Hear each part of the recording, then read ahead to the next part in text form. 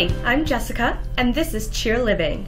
Thank you for joining me in this episode, where I'm going to discuss a few of the negative stereotypes that cheerleaders have to face. Cheerleaders at all levels work hard to maintain a positive attitude and a spirited environment, and it's a huge bummer when a negative stereotype comes along and knocks that energy down. Here are just some of the stereotypes we hear all the time, and the reasons that they are totally wrong. The first stereotype is that cheerleaders only date football players. Cheerleaders are like any other person, and they date people from all types of interest groups. Cheerleaders date all types of athletes, but they also look for people with similar interests and lifestyles to their own. Cheerleaders need someone that understands their dedication, and they might be more likely to date a co-ed team member.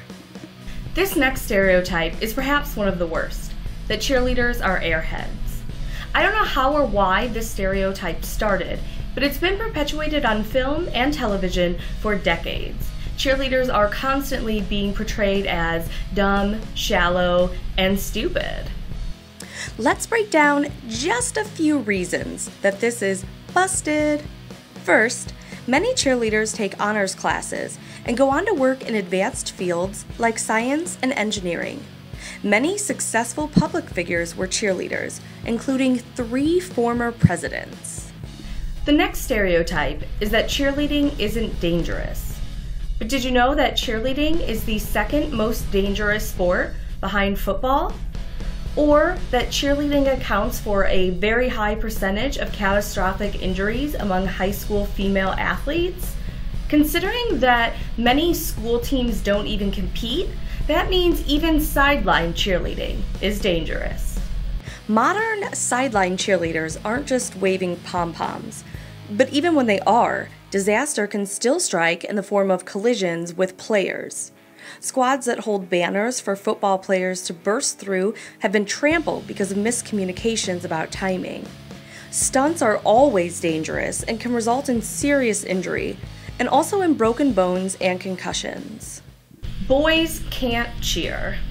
At least, that's what the stereotype says.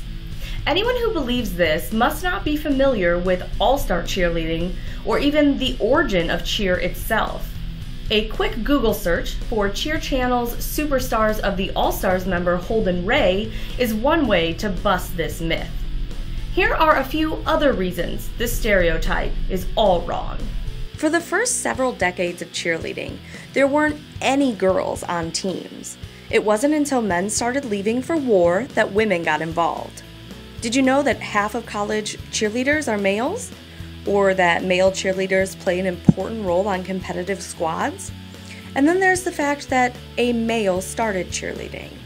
The last stereotype I'm going to talk about today is that people hate cheerleaders just because they're cheerleaders. Perhaps it's a combination of a bunch of the other negative stereotypes, but this sentiment is a form of bullying and cheerleaders should not have to endure it. While I can't guarantee that everyone loves cheerleaders, I know that not everyone hates them. Cheerleading squads are involved in their community in some shape or form, and they're admired for their inspirational attitudes and actions. Many popular cheerleaders use the spotlight to promote anti-bullying campaigns and to fight other social issues. Well, that's a wrap on our cheer myth busting.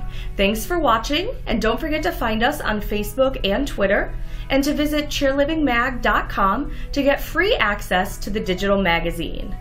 This is CheerLiving, signing off and reminding you to believe everything you cheer.